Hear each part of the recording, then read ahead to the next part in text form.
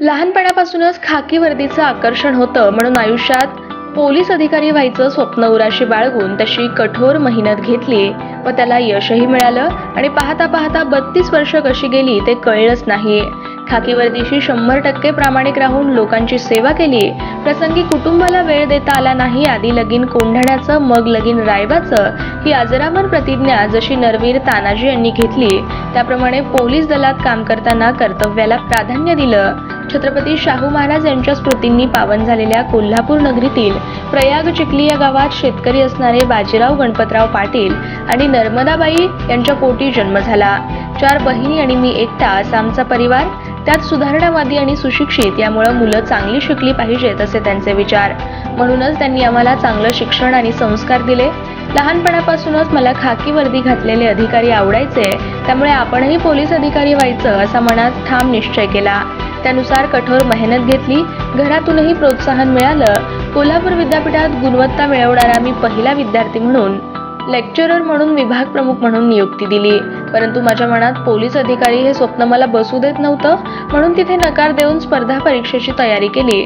परीक्षा देतच शेतीची आवड असल्यानं शेतात काम करायचं. शेतात काम करताना स्पर्धा परीक्षेचा निकाल लागला आणि मी पोलीस उपनिरीक्षक या परीक्षेत उत्तीर्ण झाल्याचा निरोप मला शेतात काम करताना मिळाला.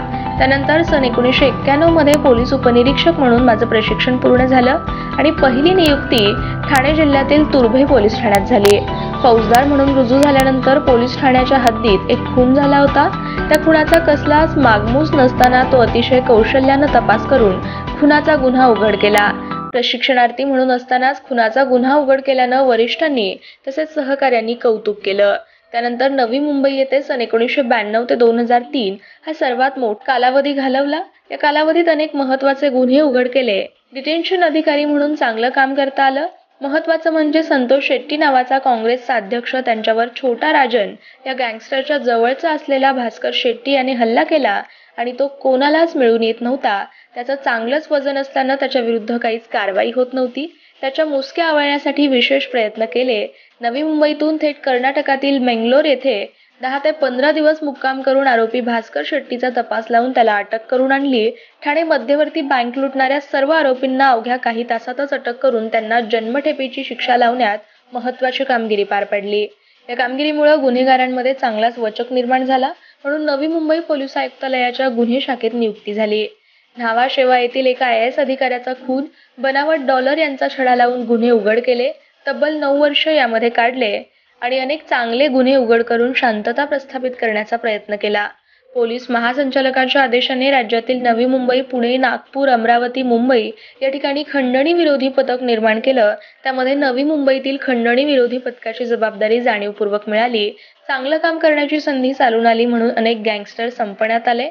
विनोद ठाकूर सारखा सराईत गुन्हेगाराला पकडून त्याच्याकडून एकाच वेळी 80 सायकली आणि 20 घरफोड्यांचे गुन्हे उघड करण्यात यश मिळालं. त्याच दरम्यान अंमली पदार्थ विरोधी मोहीम सुरू केली आणि एकाच वेळी 6 कोटीचा चरस जप्त करून कारवाई केली. वाशी येथे रिलायन्स समूहाच्या उपाध्यक्षाच्या पत्नीचं सोनं लुटून तिचा खून झाला.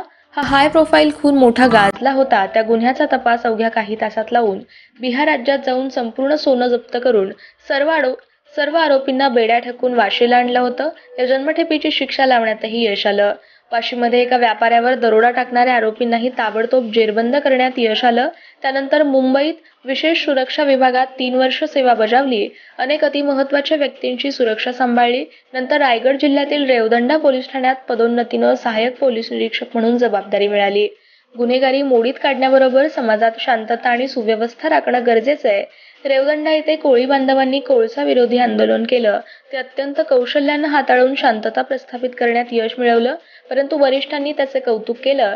रेवदंडा परिसरात 3 ते 4 खुनाचे गुन्हे उघड करण्यात यश आलं. पुणे ग्रामीण मधील लोणीकंद येथे बदली झाल्यानंतर क्रूरपणे खून करणाऱ्या आरोपीचा तपास करून त्याला जन्मठेपेपर्यंत पोहोचवण्यात यश मिळवलं. महामार्गावर लग्नाच्या आधीची वरात काढण्याचा प्रकार अधिक होता, त्यामुळे रस्ता नेहमी बंद होता. ती प्रथा मोडीत काढली. त्यानंतर आषाढी निमित्त वारीला जाणाऱ्या वारकऱ्यांना पळवून नेऊन लुटमार करणाऱ्या आरोपीला जेरबंद करून वारकऱ्यांची सुखरूप सुटका केली.